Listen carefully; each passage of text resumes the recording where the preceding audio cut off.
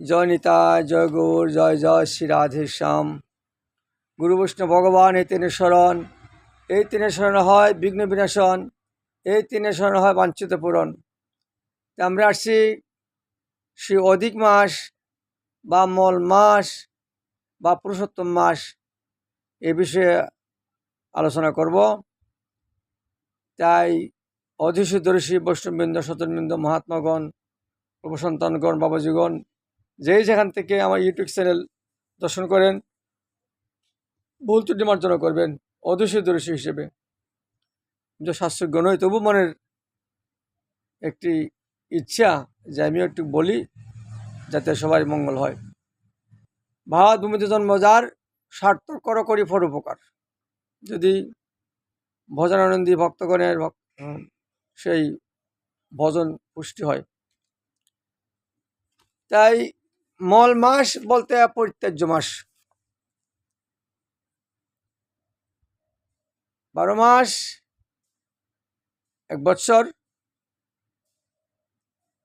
এমন 3 বৎসর পর 3 বারং 36 মাস।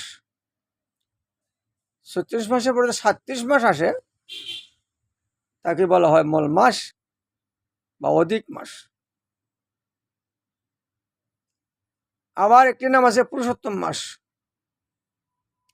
পুরুষোত্তম মানে শ্রীকৃষ্ণের নাম পুরুষোত্তম, তিনি নামে সেই মাস পুরুষোত্তম মাস। এবার 3 বছর পরপর যে আসে, কেন বা আসে, কারণ কি? অধিক মাসের অর্থ যে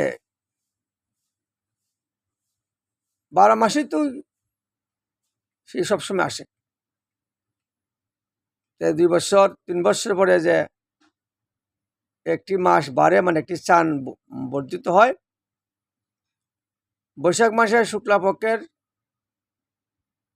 সেই চতুর্দশীতে সেই নৃসিংহ ভগবানের আবির্ভাব হয়েছিল। নৃসিংহ চতুর্দশী,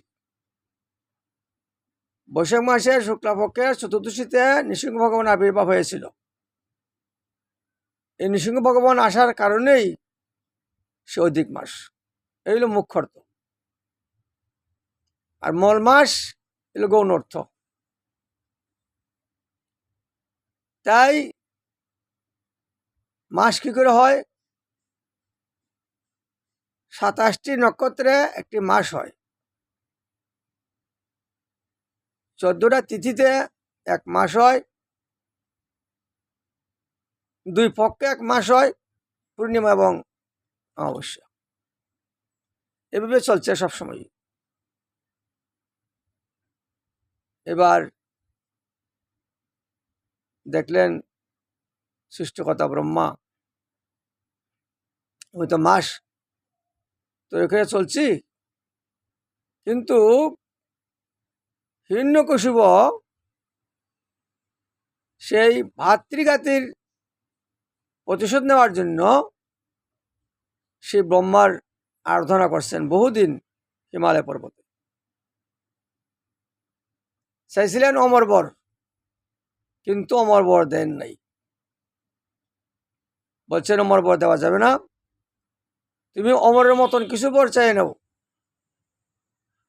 তাই হিরণ্যকশিপু বলছিলেন, আমি দিনে মরব না, রাত্রে মরব না, তথাস্ত। অস্ত্র দিয়ে মারতে পারবে না, তথাস্ত। কোনো মানুষে মারতে পারবে না, পশু মারতে পারবে না, দেবতা মারতে পারবে না, ঘরে মরব না, বাইরে মরব না, এমনকি 12 মাসের মধ্যেই মরব না। বলছেন তথাস্ত। তখন হিরণ্যকশিপু হাসতে হাসতে চলে গেলেন, যাতে আমি এখন অমরই। এবার সেই অন্য কাজ করতে আরম্ভ করলেন দেবতার উপর। নিধন, যেখানে পায় দেবতাকে মারে, মানুষকে মারে। সবাই তাহিমাং তাহিমান করতে করতে সে বিষ্ণু আরাধনা করলেন। হে সেই বিষ্ণু, আমাদের কি ব্যবস্থা, একটা ব্যবস্থা করেন। হিরণ্যকশিপুর অত্যাচারে আমরা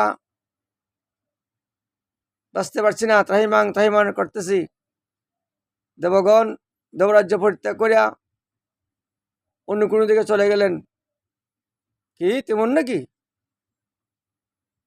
তাই বিষ্ণু বলেন, ঠিক আছে, ব্যবস্থা করে নেব। তাই বিষ্ণু স্মরণ করলেন সেই গোলক বিহারী পুরুষোত্তম শ্রীকৃষ্ণকে। প্রভু, ব্রহ্মার বর প্রভাবে হিরণ্যকশিপু এমন এক বর চাইলেন এবং দিলেন, 12 মাসের মধ্যেই মরবে না। কোনো পশু দেবতা অস্ত্র দিয়ে মারতে পারবে না, রাত্রে না দিনও না। এখানে সেই তার অত্যাচারে জগৎবাসী ত্রাহিমাং করতেছেন, ব্যবস্থা করেন। তাই গোলক বিহারী শ্রীকৃষ্ণ বললেন, তাই নাকি? আচ্ছা, একটু বিলম্ব করো, আমি দেখছি কি করা যায়। তখন স্মরণ করলেন সৃষ্টিকর্তা ব্রহ্মাকে। এ ব্রহ্মাজি, তুমি আসো, আমার দর্শন লালসা। সঙ্গে সঙ্গে সৃষ্টিকর্তা ব্রহ্মা হংস বাহনে গোলক বিহারী শ্রীকৃষ্ণের কাছে প্রবেশ করলেন, প্রণাম করলেন। নমো ব্রাহ্মণ্য দেবায় গোব্রাহ্মণ্য হিতায় চ জগদ্ধিতায় শ্রীকৃষ্ণ গোবিন্দায় নমো নমো। হে কৃষ্ণ করুণা সিন্ধু দীনবন্ধু জগৎপতে গোপেশ গোপিকান্ত রাধাকান্ত নমস্তুতে। প্রভু দাসকে কেন স্মরণ করলেন? কি সেবা দাসের? আরে ব্রহ্মা, এই যে হিরণ্যকশিপুকে এমন বর দিয়েছেন যে 12 মাসের মধ্যেই মরবে না, তখন তাকে কি করে মারা যায়? দেখেন প্রভু, আমি কিন্তু অমর বর দেই নাই। সে এমন সাধনা করলেন আমাকে, আমি সেই তার সাধনায় তৃপ্ত হয়ে তাকে বর দিতে বাধ্য হলাম, কিন্তু অমর বর দেই নাই আমি। দেখেন কি করা যায়। ওই তখন বললেন, কাজ করো, সেই 12 মাসের মাধ্যমে একটি মাস বর্ধিত করো, অধিক মাস বলে একটি মাস তৈরি করো। প্রভু, কি করে করা যায়? আমি কি করে করব? যে তুমি সেই প্রতি মাস থেকেই সেই নক্ষত্র ক্ষয় করতে আরম্ভ করো। এভাবে 3 বছরে সেই নক্ষত্র ক্ষয় করে আবার একটি মাস বর্ধিত করো। তাই 27টি নক্ষত্র বললাম 1 মাস, 2 পক্ষে 1 মাস এবং 14টি তিথিতে 1 মাস। এইভাবে সৃষ্টিকর্তা ব্রহ্মা যেমন মাস তৈরি করলেন, এরকম মাস থেকে তিথি ক্ষয় করতে লাগলেন। ক্রমান্বয়ে ক্ষয় করতে করতে করতে করতে 1 মাস বর্ধিত করলেন। এবার বলছেন, প্রভু, আমি 1 মাস বর্ধিত করলাম। তাই এবার যখন সেই সৃষ্টিকর্তা ব্রহ্মা এবং নারায়ণ অন্তর্ধান হয়ে গেল, পুরুষোত্তম ভগবান জানতে পারলেন আমার এখনই অবতীর্ণ হতে হবে। এবার এই যে অধিক মাস তৈরি হলো, অধিক মাস 12 মাসের দেবতা যে তাদের সঙ্গে চলতে লাগলো এবং 12 মাসের দেবতাগণ বলা বলি করতে লাগলেন যে 12 মাসের মাধ্যমে সমস্ত মাঙ্গলিক পূজা পার্বণ সমস্ত কাজ আমরা বন্টন করে নিয়েছি। এখন তোর মাসে কে পূজা করবে? তোকে আমরা পরিত্যাগ করলাম, তোর মাসে কোনো শুভকর্ম হবে না।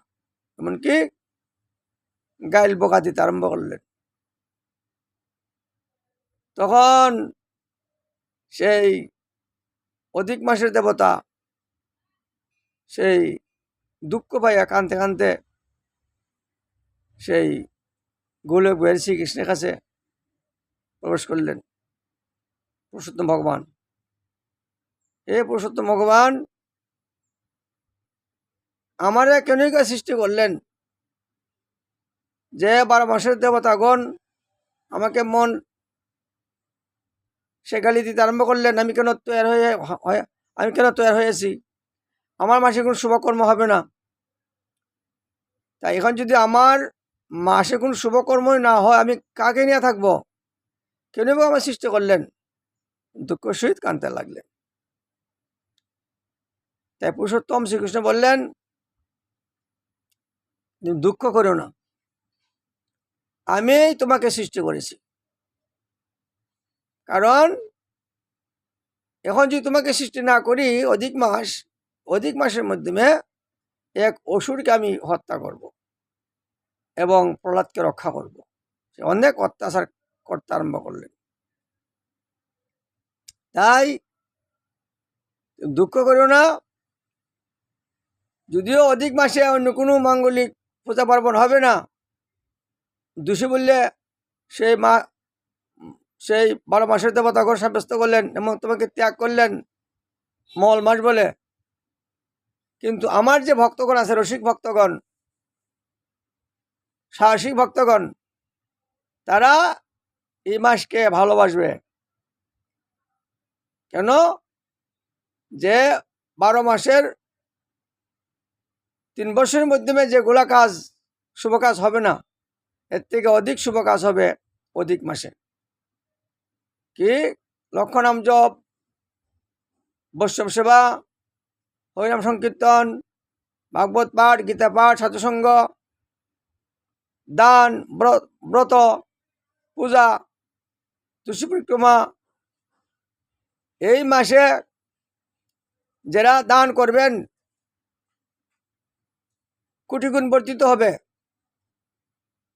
যেমন নিয়ম সেবা দামোদর মাসে এরকম লক্ষ গুণ ফল বর্ধিত হয় দামোদর ব্রত যারা পালন করেন। দামোদর মাস তো প্রতি বছরই একবার আসে, কার্তিক মাস, দামোদর মাস। কিন্তু এই অধিক মাস 3 বছর পর আসেন। ভগবান চেতে এসে এই মাসের সৃষ্টি। তাই এই মাসে যারা দান করবেন, অর্থদান, অন্নদান, জলদান, বস্ত্রদান, ভূমিদান, যেই দান করবেন, সেই দানগুলা ওই যে 12 মাসের যে দান করার যে ফল, এর থেকে লক্ষ কোটি ফল বেশি হবে। এই মাসে দান, স্নানে, দানে, সেই ভজনে ফল বেশি হবে। তাই তোমাকে 12 মাস দেবতাগণ তোমাকে অঙ্গীকার না করলো, ত্যাগ করলো। আমার নাম পুরুষোত্তম, এই পুরুষোত্তম নামে তোমাকে সবাই ডাকবে। আর যে অন্য দেবোপাসক আছে তারাও এই পুরুষোত্তম মাসকে শ্রদ্ধা করে পুরুষোত্তম মাসে সাধুসঙ্গ করবে, ভাগবত শ্রবণ কীর্তনাদি করবে। তারাও সে ঢাক ঢোল বাজে আর কোনো পূজা করবে না। নীরবতা পালন করবে, সাধুসঙ্গ করবে, গীতা ভাগবত শ্রবণ করবেন, জপ করবেন। চতুর্বর্ণই সবাই কিন্তু সেই পুরুষোত্তম মাস পালন করবেন। সেই কথা বললেন সেই অধিক মাসের দেবতাকে, যাও, চলে যাও, আমি কিছুদিনের মধ্যে আমি অবতীর্ণ হব, হিরণ্যকশিপুকে বধ করব এবং প্রহ্লাদকে উদ্ধার করব। সেই কথা বলে চলে গেলেন সেই অধিক মাসের দেবতা। এবার এই কথা ও কতগুলা কিন্তু ভাগবতের এগুলো আলোচনা হচ্ছে। এবার বলছেন পরীক্ষিত মহারাজ শুকদেব গোস্বামীকে, প্রভু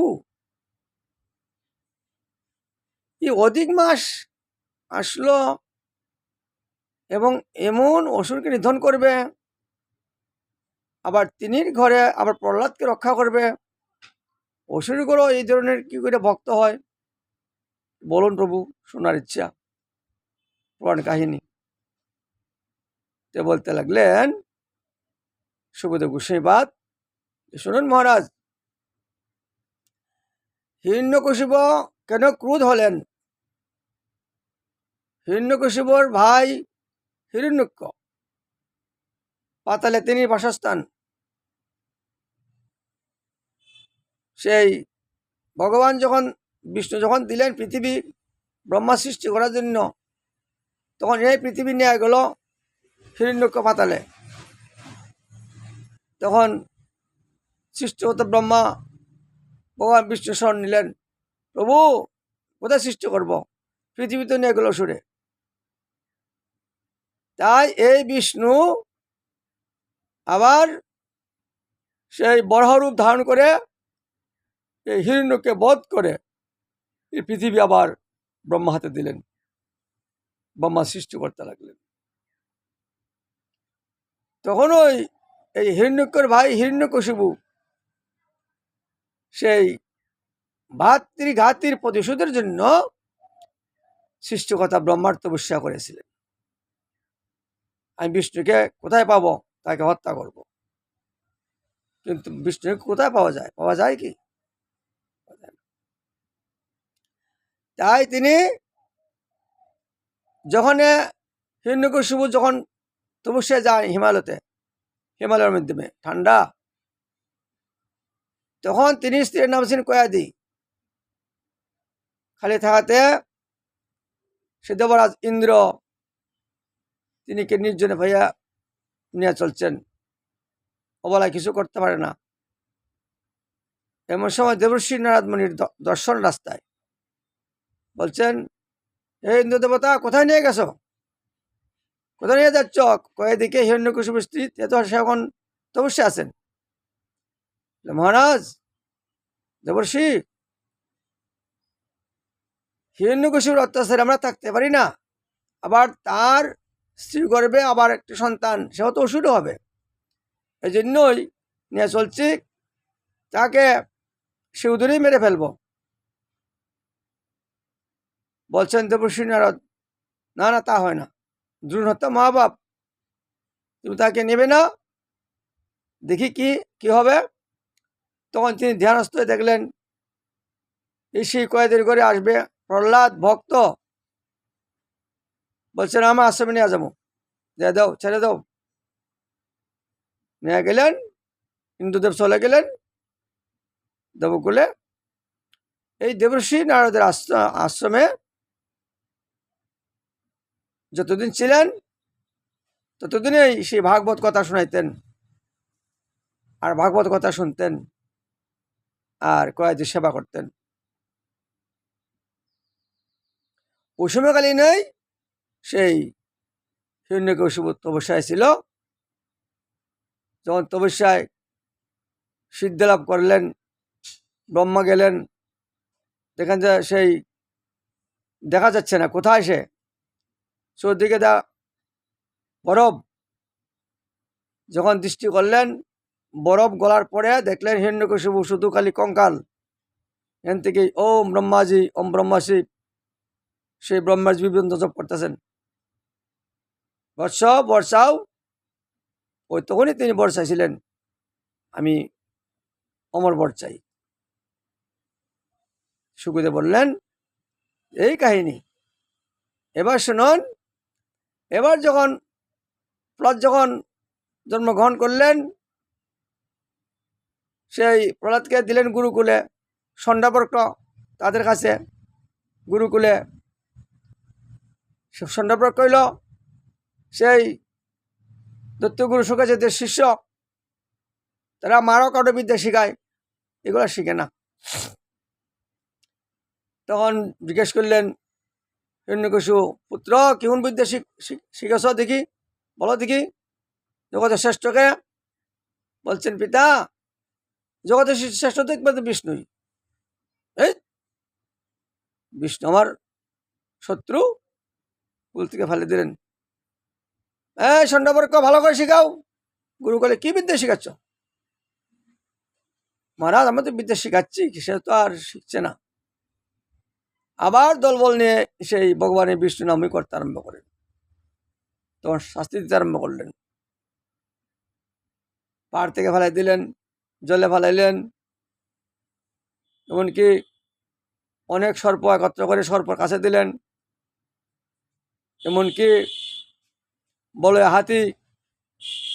হাতির কাছে দিলেন, হাতিও মারতে পারল না, মারলেন না ভক্ত মনে করিয়া। তাই তিনি বোন ছিলেন, একটা বোন ছিল, সে আগুনে পড়ে না, সে কুলে নিয়ে বসলো, চৌদিকে আগুন ধরাই দিল, সেও পুড়ে ছাই হয়ে গেল। রাখে কৃষ্ণ মারে কে? মারে কৃষ্ণ রাখে কে? তাই পরীক্ষিত মহারাজ মারতে পারলেন না। ওই তখন বলছেন, সেই তোর প্রভু কোথা থাকে রে? বলছেন, সর্বত্র থাকে। তখন দেখালেন ঘরের সামনে ফটিকের স্তম্ভ ছিল, ওইটা মেজা কি আছে? হ্যাঁ প্রভু, এটা তুই আছে তো, আমি তো সর্বত্র দেখি, ব্রহ্মা ভবন রোগা সমস্ত জায়গাতে আমি দেখি বিষ্ণুকে। ওই তখন যখন তেরোয়াল দিয়া আঘাত করলেন, এখান থেকে নৃসিংহ ভগবানের আবির্ভাব হলো। ওই থেকে ধরলেন আক্রেয়া, অনেক যুদ্ধ করলেন, কিন্তু যুদ্ধ করে পারলেন না। তিনি কুলে উঠাইলেন, বলে তোর তো এখন আমি তোর কাল। বলছে না, আমি অমর। এই মূর্খ, মর নয়, রাত্রে মরবো না, দিনে মরবো না। এই দেখো এখন সন্ধ্যা সময়, ঘরে মরবো না, বাইরে মরবো না। অনেক চৌকাট, অস্ত্র দিয়ে মারতে পারবে না। এই নখাঘাত, শৃঙ্গ, করকমল, নখশৃঙ্গ, যে 12 মাসের মধ্যে মরবো না। এই দেখ 12 মাসের মধ্যে, এটা 13 মাস, অধিক মাস, 12 মাসে 13 সান, বৈশাখী শুক্লাপক্ষের চতুর্দশী তিথিতে নৃসিংহ ভগবানের আবির্ভাব। এই দেখ, এই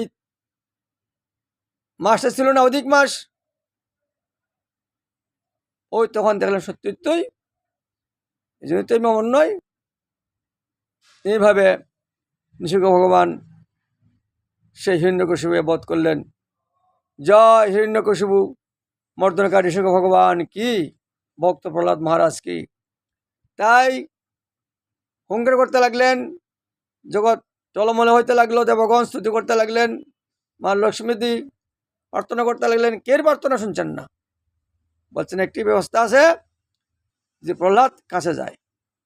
প্রহ্লাদ একটি মালা লিয়া গেলেন কাছে, প্রভু তোমার ক্রোধ সম্পূরণ করো। সমস্ত জীবগণ তাহিমান করতে আরম্ভ করলেন। প্রহ্লাদ দিলেন কোলে, এবং মালাটা পড়াই দিলেন নৃসিংহ ভগবানের গলে। তাই তিনি রাগ থামলেন। পরীক্ষিত মহারাজ এই জন্য অধিক মাসে সৃষ্টি করলেন সৃষ্টিকর্তা ব্রহ্মা। এই কথোপকথনগুলোই ভাগবতের মুক্ত আছেন। হরে কৃষ্ণ কৃষ্ণ কৃষ্ণ হরে হরে, হরে রাম রাম রাম হরে হরে। আমরা আসছি সে একটু বিষয় নিয়ে, সাধারণ ভজন চন্দ্রিকা গ্রন্থকার প্রাচীন মায়াপুর সেই সৌদামোদর মহারাজ সংকীর্তনাচার্য, তিনি লেখছেন সাধন ভজন চণ্ডিকা। প্রতি 3 বছর পর একটি করে অতিরিক্ত মাস আসে, তাকেই অধিমাস বা মল মাস বলা হয়। এই মাসটিতে কোনো বৈদিক শুভকর্মাদির যুগ বা তিথি থাকে না, কিন্তু ভজন সাধনের ক্ষেত্রে এই অধিমাস অতি দুর্লভ। এই মাসে 1 মাসের সংকল্প নিয়ে ভজন সাধন, জপ, ধ্যান, শ্রবণ, কীর্তন, পাঠ, পারায়ণ, বৈষ্ণব সেবা ইত্যাদি করলে কোটি গুণ বেশি ফল পাওয়া যায়। এই মাসে 2টি একাদশীর ব্রতের ব্রতকারীকে অনেক বেশি ভক্তি সম্পদ প্রদান করেন। এই মাসেও 2টি ব্রত রয়ে গেছে। এই একাদশীর ব্রতের মাধ্যমে অনেক বেশি ভক্তি সম্পদ ভগবান প্রদান করেন থাকেন। তাই দীক্ষিত ভক্তগণকে এই অধিক মাস সমাগত হলে বিশেষ গুরুত্ব দিয়ে ভজন সাধন তৎপর হওয়া কর্তব্য। হরে কৃষ্ণ কৃষ্ণ কৃষ্ণ হরে হরে, হরে রাম রাম রাম হরে হরে। আমাদের সময় অনেক হয়ে গেল, তাই এবার আসছি সেই যুধিষ্ঠির মহারাজের আলোচ্য বিষয়। যুধিষ্ঠির মহারাজ বললেন, হে জনার্দন, আমি বহু ধর্ম ও ব্রতের কথা শুনে আছি, এখন পুরুষোত্তম মাসের ব্রতের কথা আমাকে শোনান, করলে কি লাভ, না করলে কি ক্ষতি। তাই বলছেন, এখন এই ব্রতের একটি ইতিহাস আপনার কাছে বলি, অত্যধিক আনন্দ লাভ করবেন। ইতিহাস, এই ব্রত কে করছিলেন বা করে কি লাভ করলেন। পুরে পুলস্ত্য মুনি দেবর্ষি নারদকে এই ইতিহাস বর্ণনা করেছিলেন। এক সময় রাজা কীর্তিবীর্য লঙ্কাপতি রাবণকে পরাজিত করে তার কারাগারে বন্দি করে রাখে। পুলস্ত্য মুনি রাজার কাছে রাবণের মুক্তি প্রার্থনা করে।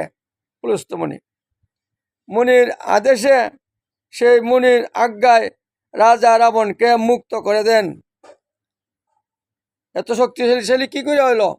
সেই পুরুষোত্তম মাস পালন করার পরেই এত বড় শক্তিশালী পুত্র লাভ করতে পারলেন। এই আশ্চর্যজনক কথা শুনে নারদ পুলস্ত্য মুনিকে জিজ্ঞাসা করলেন, হে মুনিবর, ইন্দ্রসহ সকল দেবতা যেখানে রাবণের কাছে পরাজিত হয়েছিল, সেখানে কিভাবে কীর্তিবীর্য রাবণকে পরাজিত করলো, কিবা করে তা বলুন। পুলস্ত্য মুনি তখন নারদের কাছে কীর্তিবীর্যের জন্ম রহস্য বর্ণনা করতে লাগলেন। কি বললেন?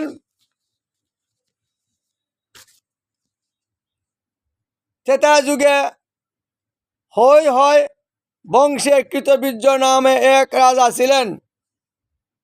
মহেশমিতিপুরে তার রাজধানী ছিল। রাজার 1000 পত্নী ছিল, কিন্তু রাজভার গ্রহণের মতো কোনো পুত্র লাভ করতে পারলেন না। দেবতাদের আরাধনাকেও সুফল মেনে তার দেবতা আরাধনা করলো, এতে কোনো সুফল লাভ করলো না। অবশেষে সাধুদের আজ্ঞা অনুসারে বিভিন্ন ব্রত পালন করলেন, তবু পুত্র উৎপাদন হলো না, বংশ রক্ষা হলো না। তথাপি রাজা ছিলেন অপুত্র।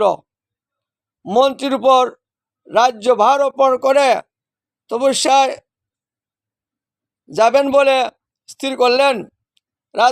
রাজা কৃতবীর্য রানী মহারাজ হরিশ্চন্দ্রের কন্যা পত্নী, হরিশ্চন্দ্রের মেয়ে ছিল তিনি পত্নী, কৃতবীর্যের পত্নী।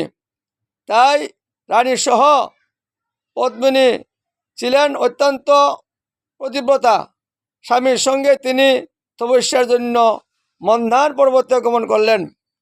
সেখানে তার 10,000 বৎসর ধরে কঠোর তপস্যা করলেন, কিন্তু তবু কৃতবীর্য পুত্র সুখে বঞ্চিত হলেন, পুত্র পাইলেন না।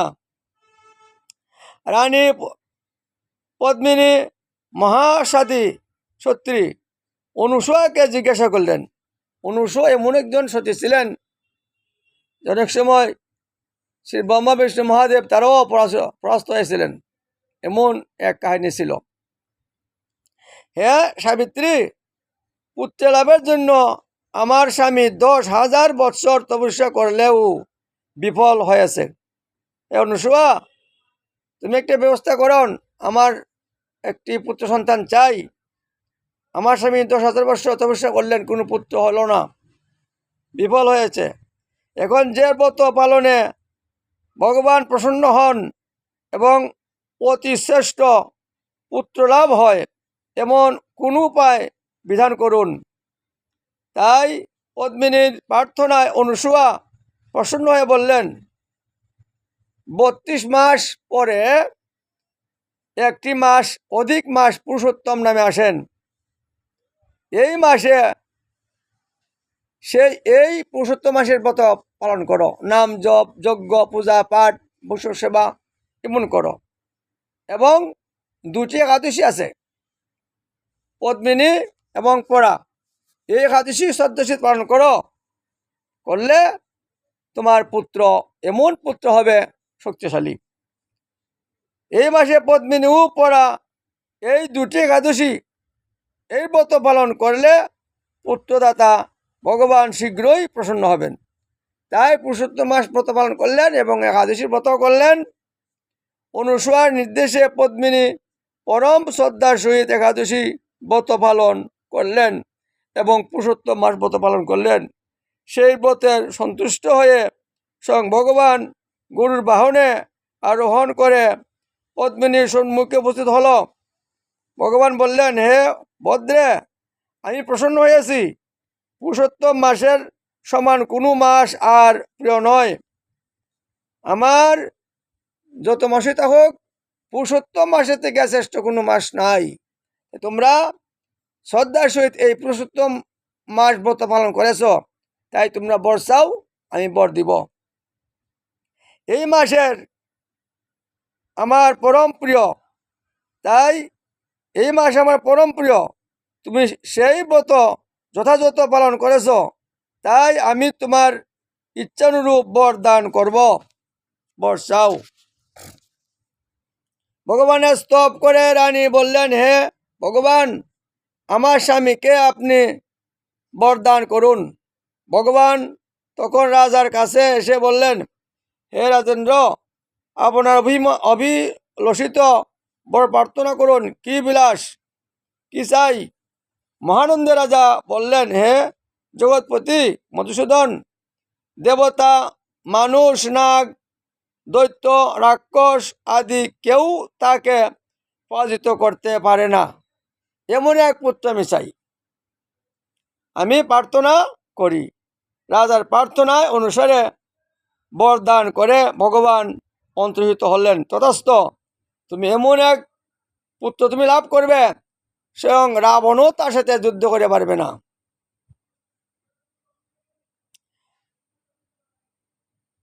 হলেন।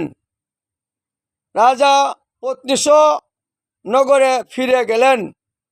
যথাসময়ে রানী পদ্মিনীর গর্ভে মহাবলশালী এক পুত্রের জন্ম হয়। মহারাজ কৃতবীর্য পুত্রের নাম রাখলেন। কৃতবীর্য হইল বাপ আর কৃতবীর্য হইল পুত্র। কৃতবীর্য পুত্রের নাম রাখলেন কৃতবীর্য বাবায়। ত্রিলোকে তার সমান কোনো বীর ছিল না, তাই দশানন রাবণ যুদ্ধে তার কাছে পরাজিত হয়। শ্রীকৃষ্ণ বললেন, হে মহারাজ, এই ব্রত, এই পুরুষোত্তম ব্রত যিনি পালন করেন, তিনি ভগবান শ্রীহরির পাদপদ্মে অহৈতুকী ভক্তি লাভ করেন। শ্রীকৃষ্ণের উপদেশে ধর্মরাজ সপরিবারে এই পুরুষোত্তম ব্রত পালন করিয়াছিলেন। যিনি এই ব্রত মাহাত্ম্য পাঠ বা শ্রবণ করেন তিনি বহু পুণ্য লাভ করেন। হরে কৃষ্ণ কৃষ্ণ কৃষ্ণ হরে হরে, হরে রাম রাম রাম হরে হরে। তাই এই মাস সবাই পালনীয়। একটি বিশেষ করে কথা না বললে হয় না, সবাই তো আর ভোগ লাগার প্রভাত পেতে পারে না। তাই পারলে এই মাসে হবিষণ্য 100 ভোজন নেওয়ায় সব জাতি করে ভগবান ভোগ লাগানো। আর যারা অন্ততপক্ষ সবজির মধ্যে কোনো বিচার নাই এবং তৈল ঘি যাই কিছু পারেন, এতে কোনো আপত্তি নাই। যারা হবিষণ্য করেন তাদের বিচার ঘি ব্যবস্থা এবং সন্দুক লবণ। তাই যারা অন্ততপক্ষ ভগবানের ভোগও লাগাইতে পারেন না, অন্ততপক্ষ পুরুষোত্তম মাসটা অন্ততপক্ষ পুরুষোত্তম মাস আমিষ বর্জনীয়, অন্ততপক্ষ নিরামিষ।